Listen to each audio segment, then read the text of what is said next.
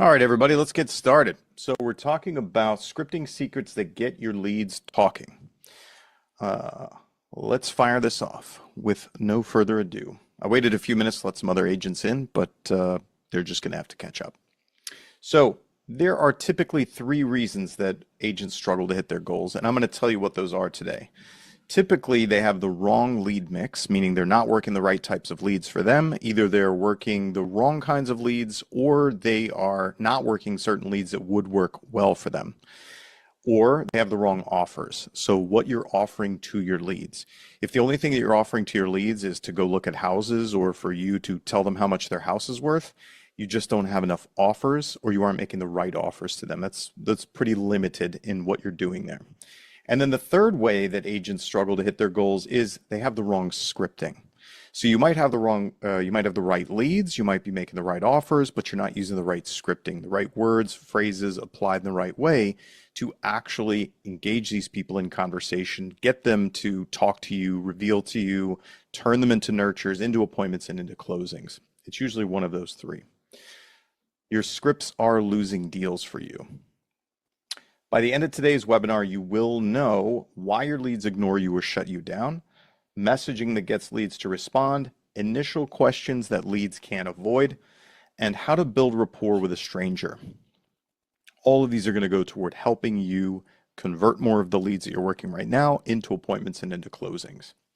So my name is Dale Archdekin. I'm the founder of Smart Sales Coaching, if you don't know who I am. And I know that this can be a frustrating situation for you, not knowing what to say, not feeling like you really know the lead or have any kind of connection with them, not knowing how often or how aggressively to actually follow up with them, and getting stuck at "are you ready yet?" when you try to follow up with people, which is a really crappy place to be stuck at. How do I know this? I know this because I've been a licensed agent since 2008. I've personally averaged 5 to 7 listings per month from outbound cold calling. And my partners and I have produced over 650 units plus per year and over $4 million in GCI. My most successful agents that I've trained or had on my teams were able to sell 60 plus units per year, and teams that I've worked with over 3,000 units per year. Real estate has allowed me to be the first person in my family to generate a multi-million-dollar net worth. So I know how to close real estate business and help others to do it. I've personally made thousands of sales calls over the years, and I've personally conducted and reviewed hundreds of buyer and seller appointments. So I can tell you why your leads ignore you or push you off the phone. They ignore you because you show up like a salesperson. You fit their stereotype of a salesperson and a sales conversation. You don't know how to change that perception that they have of you, and so it persists and they resist you. And you don't know how to transition from a typical sales interaction to a comfortable conversation with these leads. So how to fix it? You need to quickly dispel the salesperson vibe. You have to get past that fast. It shows up with you in every conversation that you have simply by the nature of you being a real estate salesperson. The consumer already considers you as a salesperson, and so the salesperson vibe is already there. The faster you can get rid of it by the questions that you ask, by the things that you say, by the way that you interact, the better. And the faster you can get rid of it, the longer a lead or prospect, even if they're not ready to buy or sell now, will talk to you. You have to bond the lead to you. You have to get them engaged in a conversation with you. They have to have some kind of collateral, or not collateral, but like they have to have some sort of skin in the game. They have to care about the conversation, or they have to be interested in the conversation, even if it's just merely as a normal sort of, human interaction type of bond, if that makes sense. Meaning, when you talk to somebody, even a stranger, they feel an obligation to talk back to you. We often don't feel an obligation to talk to a salesperson, but a real person we do. And you need to be able to ask the kinds of questions and direct the conversation to help you understand that lead or prospect the way they understand themselves. And I'm going to explain to you some of the issues or the sort of pitfalls that you run into when you're trying to conduct these conversations and where you get stuck. And you need to make the follow-up valuable to them when you do reach out to them again. What do I mean by valuable to them? Think about it this way. When you follow up with somebody and you simply say, hey, wanted to see if you're ready to buy or sell yet, unless somebody's ready to buy or sell, that's not a valuable follow-up to them. There's no reason for them to engage in that. They don't have any personal stake in that. Versus you following up to say, hey, how's your mom's condition doing, right? Or what was the result of your daughter's, how did your daughter place in the competition? Those two examples there have much more sort of personal connection for the prospect or lead that you're talking to than are you ready to buy or sell yet? If that makes sense. So it has to be more valuable to them. I'm sure it's annoying when coaches like myself say, make the follow-up valuable. And you're like, how the hell do I make it valuable? That's how. It has to have something personal or some sort of personal connection to the person. Why you struggle with lead conversion and follow-up. You struggle with it because you don't know what questions to ask, because you're stuck on this sale. A lot of agents that I listen to, so I listen to tons of calls. It's part of the coaching that I do with my clients, is where I listen to their conversations. And what I can tell you is that the agents who struggle the most are the ones who are most fixated on making a sale. The ones who are most fixated on directing the conversation toward, are you ready to buy or sell real estate now? Can I get you ready to buy or sell real estate now? Those are the ones who struggle the most with building nurtures, building rapport, and getting a hook into these leads that they're talking to. And what happens is you end up not knowing enough about your leads because you don't have a good full band of questions to be able to ask them. You're very limited on your questions. You're sort of stuck in discovery alone. You don't know how to strategically use discovery, which are sale related, versus rapport questions, which are personally related. It's a balance, and you have to figure that balance out. First of all, you'd have to know what the questions are, and then you'd have to figure the balance out to do it, which means that the lead is not bonded to you. Or you don't follow up enough, or you follow up too often without value, as we talked about. These are the reasons that you struggle with lead follow-up. So what this causes is it causes leads to not answer your follow-ups in the future. They don't reply to your text messages. They don't take your phone calls. Or they rush you off the phone or shut you down in the conversation thread. There's no connection between you and the lead. And what happens is you get frustrated and annoyed. Believe me, I know this from my own personal experience. And you feel like talking to leads is a waste of time. And so you give up on having more conversation, which means you don't hit your sales goals, you don't hit your numbers, and you're frustrated and you're constantly looking for better leads. So how to fix this? You got to know the difference between discovery and rapport questions. Discovery questions are sale related. What are you buying? When are you buying it? When do you want to get moved? Who's moving with you? How much are you spending? Etc., etc. Rapport questions are, who are you, right? Where do you live? How long have you been there? What do you like about it? Who's your family? What do you do? What does your family do? Etc., etc., right? What's your lifestyle like? That's not a question that you would ask, but any of the questions under the lifestyle category that would fit there, those are personally related questions. And so one of the things that I've noticed over the years of doing this, of being a salesperson, being a hardcore outbound cold caller, teaching other people how to do it, is that discovery questions or sale related questions, people don't get emotionally, leads don't get emotionally connected to those. Rapport questions, the personal ones about who you are and what you're doing and where you're at now, those hook people more and they talk about it longer. So you have to use these almost like gas and brakes on your car where you're trying to navigate, right? You use a certain blend of the discovery and the rapport questions to keep the conversation rolling. If all you do is ask discovery questions, the lead's going to get bored and disengage from the conversation quickly, especially if they aren't planning to take action in the near future. If all you do is ask rapport questions, they're going to get weirded out because they're not trying to have just a straight up heart to heart with some random salesperson, right? So you have to have a blend of the two. You have to choose between the two strategically and real time as you're going along. Like I said, it's like driving a car, right? Where you've got to be actively working the pedals and the steering wheel at the same time, and it's not a formula that I can give you.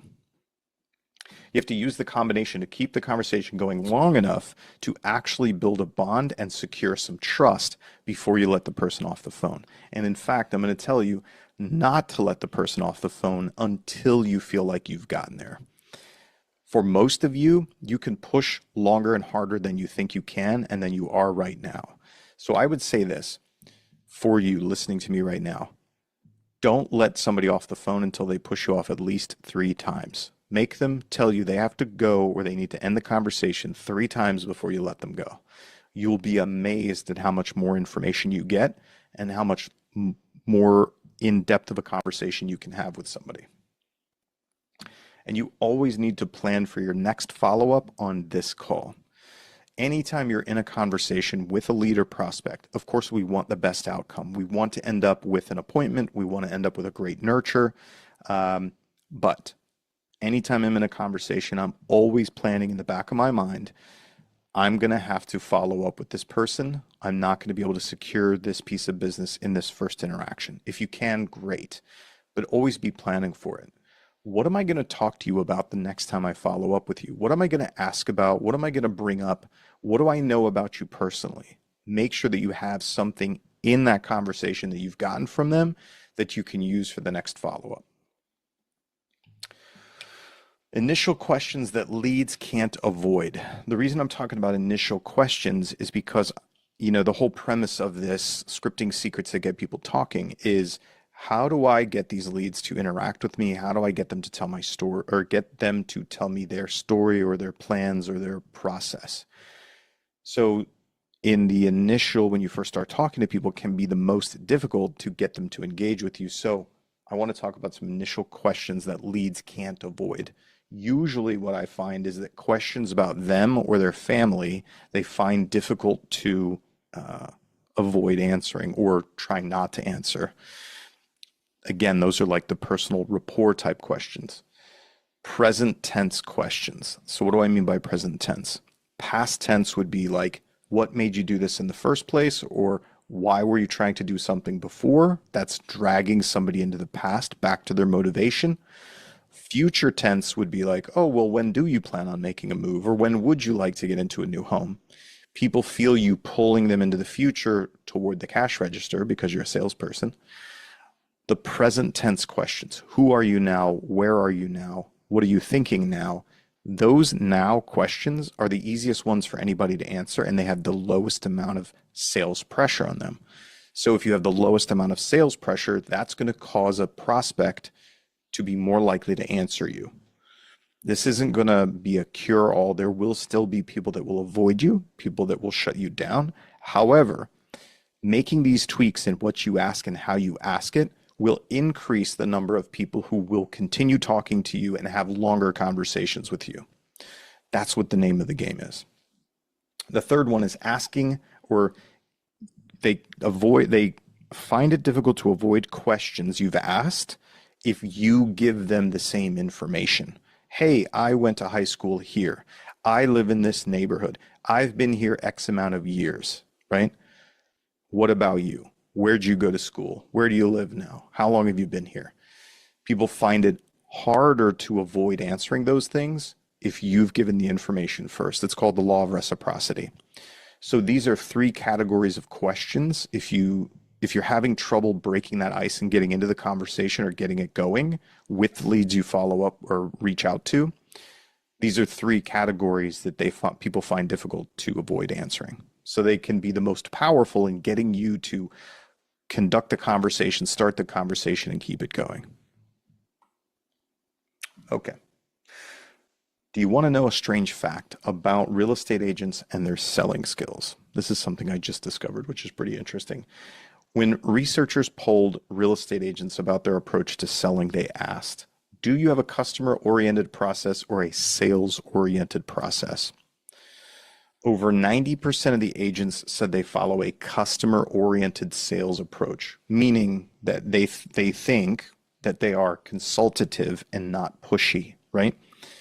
finding out about the person, asking about them, tailoring options for them, not trying to push them into a sale. That's what almost all agents think about their own selling approach and how they come across. The clients that those agents who were surveyed worked with, when the researchers asked their clients their opinion about their agent's sales approach, 48% of their clients, almost half of them, reported feeling that their agent was sales oriented, meaning that they were pushy instead of consultative, meaning that the client's perception of how the agent was talking to them or asking them questions or directing the conversation was trying to push them into taking some sort of action or making a decision. Half of them. Isn't that crazy? Almost every agent thinks they have a friendly, approachable way of conducting a sales conversation, but half the people that you talk to, at least half, think that you're the typical pushy and self-centered salesperson who doesn't actually care about them. That's unfortunate. Personally, I know that's not true. I know that's not true from the last 10 years of doing sales training and management. From that, I know that 90% of you really care about helping people, and that's what your primary goal is. It's just not coming across the right way. You care about helping them. They think you're just another salesperson. So I'm going to show you how to bridge that gap. Here's what it takes to convert more of your leads right now into nurtures and into appointments and into contracts. Let's talk about blind spots first, because this is massively important.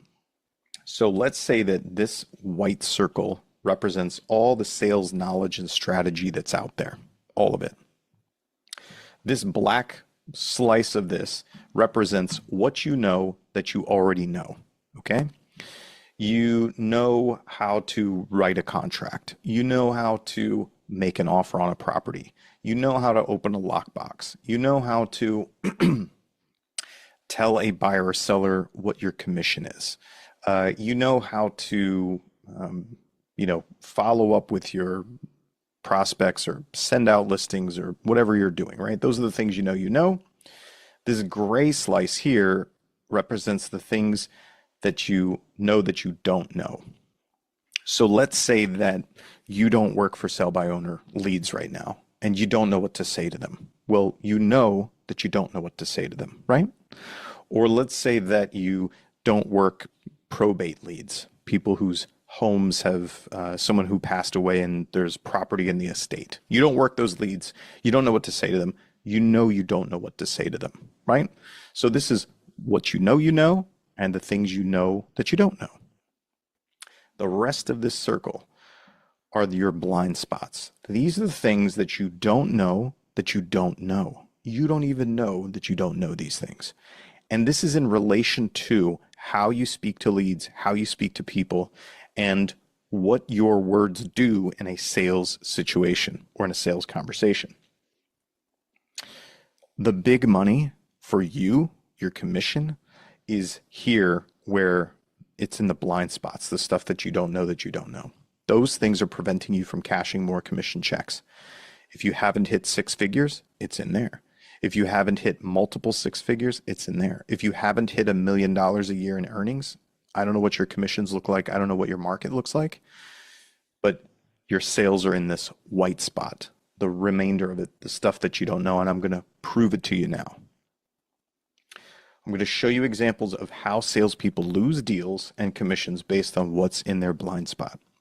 So Marcus, for instance, we're going to listen to a few recordings. This is Marcus. He didn't know why he was struggling to create good future buyer and seller leads. Let's see what he learned about this particular lead that he talked to. Jeannie, just give me a chat in here if you can hear when this plays. Hi, if you record your name and reason for calling, I'll see if this person is available. Hey Sandra, this is Marcus here with KelownaHomes.com. Just wanted to quickly check in with you to see if there's anything I could do to help you out. That's the recording. Hello? Hey Sandra? Yes. Hey, this is Marcus here with KelownaHomes.com. How are you today? I'm doing well, thanks. How about yourself? I'm doing great. Thanks for asking. I just wanted to quickly connect with you. I know you've been on the site for a while now. I just wanted to make sure you're finding everything you're looking for okay. Yeah, we're okay. We're Okay. not going anywhere anytime soon, so we're okay for the moment. Okay, that's totally fair. Did you want me to adjust the properties I'm sending you at all to, maybe narrow it down a little bit? I'm going to ask a rhetorical question because the chat's turned off. How many of you have calls just like this, where they shut you down, or it feels like a dead end when you first get there? No, it's okay. Okay. Were you thinking about making a move at some point over to the Okanagan, or? Probably not in the near, not anytime soon. No. Oh, Things okay, have so changed just a little bit for us, so. oh, that's totally fair. Okay, just sort of future planning a little bit. A little bit, yeah. Okay. Well, no worries at all. If you ever have any questions or you do want that search narrowed down at all, feel free to reach out to me whenever. I really appreciate that. Thank you so much for your time. You're very, very welcome. Well, maybe I'll check in with you in sort of 6 months to a year from now. Does that sound good? Sure, that sounds great. That sounds terrible. Okay, Sandra. It was nice talking to you, and yeah, we'll talk to you some point down the road here. Okay.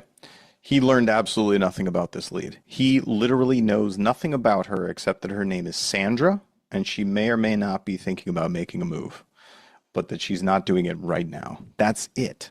Now, let me ask you, what did she learn about him? Does she know who he is, how long he's been selling real estate, how long he's been there, what team he's on, what advantages he represents for buyers and sellers, or any way that he could possibly help her? Zero. He knows zero of that stuff. So he just didn't know what questions to ask. This is the same stuff you're doing. He didn't know how to use discovery and rapport questions. He basically showed up to the call and said, "Do you want to buy a house in the near future?" And she said, "No." And he said, "Can I help you do anything about buying a house in the near future?" She said, "No." That was it. And he said, "Okay, well, let me know when that changes. And I'll randomly follow up with you with no value to see when you're ready." That is a dead end call.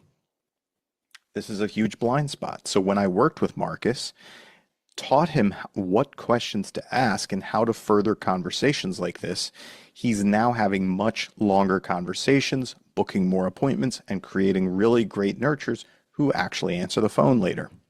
Let's listen to another one. This is Dane. Dane didn't know why he was struggling to create good future buyer and seller leads, or AKA nurtures in the system. Let's see what he learned about this lead in this conversation. Hello, this is Solomon. Hey there, Solomon. This is Dane Whalen with the Forney Group. How are you doing? You said who is this? This is Dane Whalen with Keller Williams and the Forney Group. Oh, hello. Hey, how are you doing? I'm doing all right. How are you doing? Doing well. I appreciate you asking. Reason for my call is I had noticed you had been recently searching for homes in Noblesville and the surrounding areas, so I didn't know if you were interested in making a purchase. I am, but just right now I run a small business and we're heading into slow season coming up in winter. Yeah. I hear you. So right now I'm just looking at a couple of home prices, but I probably won't be actually trying to lock down anything until probably like the summer of next year or something. Okay, absolutely.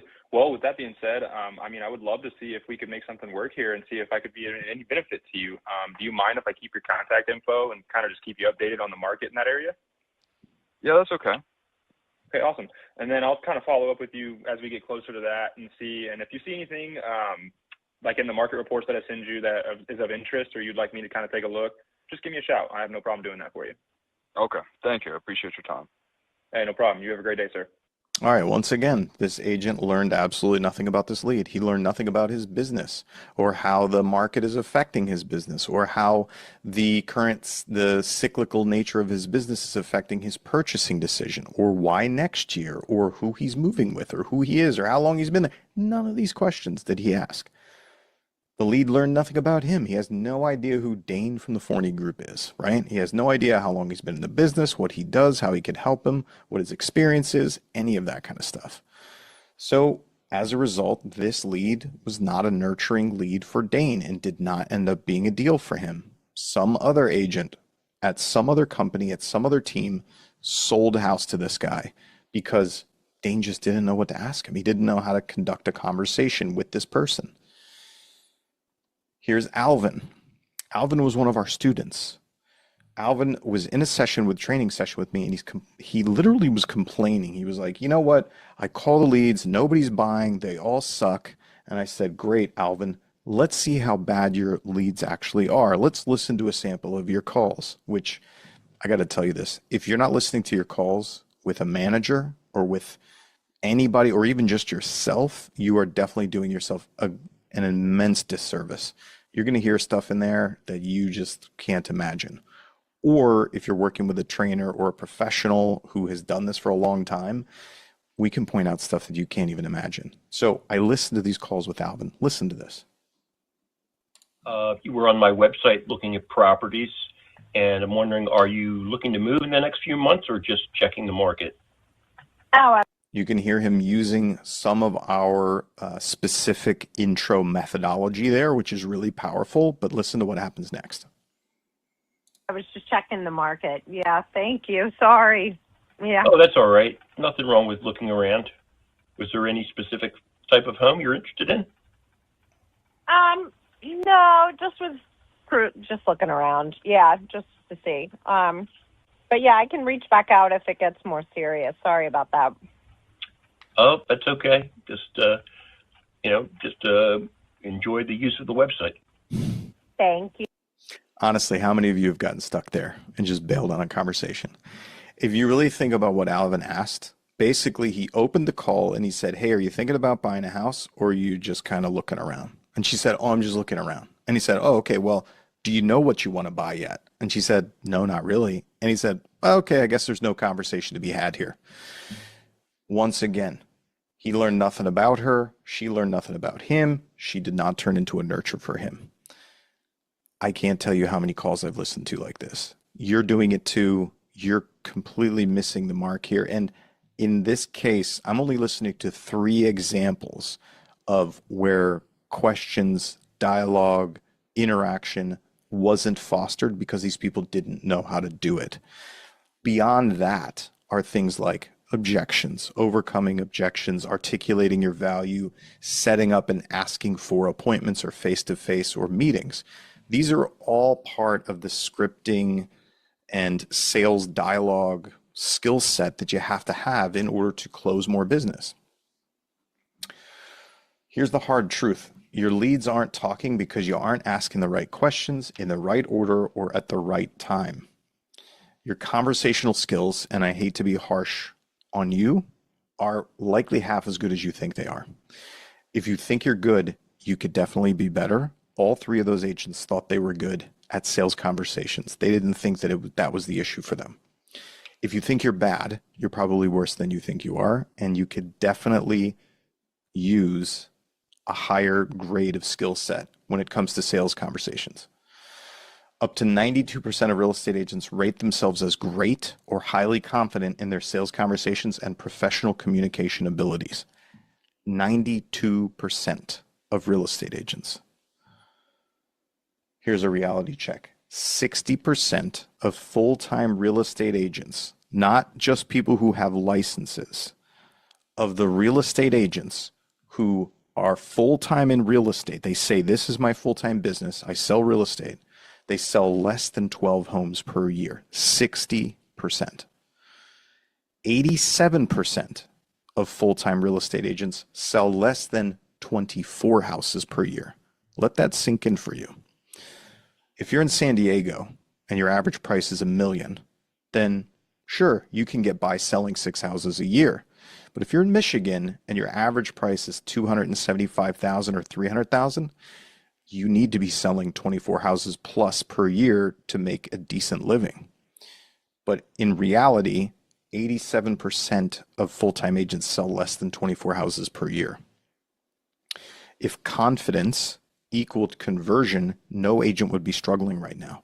92% of those people think they're great at their sales skills, and yet only 60% of them sell less than 12, 87% sell less than 24. So if their confidence actually equaled conversion, they wouldn't be struggling to sell 12 or 24 houses per year. Maybe you're thinking it's not me, I just need better leads. This is something that I hear pretty frequently when I work with salespeople, agents specifically. So let's talk about how your sales conversation skill actually impacts your lead quality. Let's just look at Google PPC leads because that's the easiest thing to look at. So most lead providers, most websites, most sources start out essentially on Google or on the internet, if you will. Most lead sources come from the internet. So I'm going to use this because it's kind of the great equalizer. Poor sales skill and process in terms of how you conduct a conversation, how you get into a conversation with somebody, how you get through that conversation to a result, generally results in about 0.5% of conversion, right? These are having poor skills. So let's say if we take a sample of 200 leads, 0.5% conversion would equal 1 sale. And at the bottom here, we're just assuming that it's an average commission of $10,000. Yours might be higher, yours might be lower. I'm just using 10,000 as the baseline. So if you're only able to convert 0.5%, which is 1 out of these 200 leads, that's 1 sale for 10,000 in GCI. Now, if you can get your skill and your process for engaging, conversing, messaging up to, a good level, that might represent, in the US anyway, a 2% conversion. So getting it from 0.5% to 2% on those same 200 leads goes from 1 sale at 10,000 in GCI to 4 sales at 40,000 in GCI. That is a massive difference just in that skill jump. And that's not unreasonable. And that's certainly not even the highest conversion rate that I've seen in the US, let alone Canada, which is higher. So if you can get to an excellent skill and process, which in the US 5% is not unrealistic, that takes you on the same 200 leads up to 10 sales, which is $100,000 in GCI at our average 10,000. This is on the same lead mix. This is the same leads. It's just the difference in skill. When you have more skill, when you have a better approach, when you know how to conduct a conversation better, you end up closing more deals from the same leads that you have. Now, the other thing about this is you'll notice the conversion rate goes up, which means, I don't know about you, but I don't like talking to strangers. I don't like getting rejected. I never have, and I've been doing this for 30 years now. I want to be able to have as few conversations as I can possibly have to get the best results that I can possibly get. So the better you are at what you say and how you say it means that you can book more appointments in less conversations. You don't need as many people to answer the phone or react or respond to you because you do a better job, so you can get more appointments with fewer contacts. That's the other flip side of this coin. Now, 10x increase in income from the same lead source, just solely based on skill. One of my clients that I'm working with, the Johnson team, they're actually at an 8% conversion on their PPC leads. Same types of leads, straight from the internet. 8% conversion at a 10,000 GCI represents 16 sales across the same sample of 200. That's 160,000 in GCI. If you could use an extra 160,000 in GCI, say me. Chat's shut down, but I can hear you. All right. So I'm much better. You might be thinking I'm much better in person than over the phone. I hear that a lot with agents. That's kind of the next thing they come up with. They're like, I'm much better in person. I just need to get in person with these people, and then I can actually close them. Well, here's why you think you're better in person than you are on the phone. It's because you're just making it up on the spot every single time. You don't have a pattern. You don't have a process. You don't know how to approach it. You're just showing up in person with whoever this person is, trying to read their personality and making it up on the spot based on what you think will work. The problem with that is not having a clear sales process to follow means that it's exhausting and it's confusing, and you never know what actually works or doesn't. You don't know whether what you're making up on the spot works for you. Top producers don't wing it. They follow specific and proven sales conversational processes every single time so they can get measurable results. It's sort of like high ticket closers, if you know what those are. So high ticket closers are like informational sales, educational sales, things where people will sell you info products, that kind of stuff. High ticket closers are their salespeople who actually take the calls and conduct a full sales conversation to close these potential buyers into whatever the info product is. And one sale for the high ticket closers represents easily $5,000, $10,000, $15,000, up to $30,000 in one sale. Very similar to real estate sales.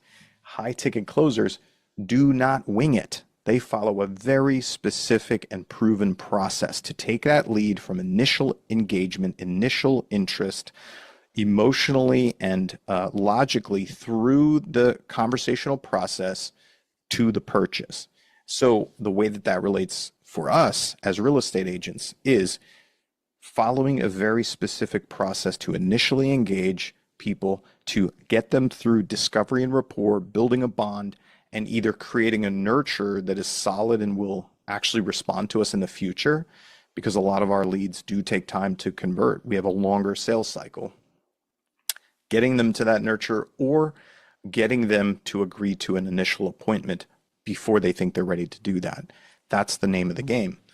The faster we can get face-to-face with people, either video to video, face-to-face, going and seeing property in your office, is the higher likelihood that you have that they're going to work with you when they do transact. We have to get there first.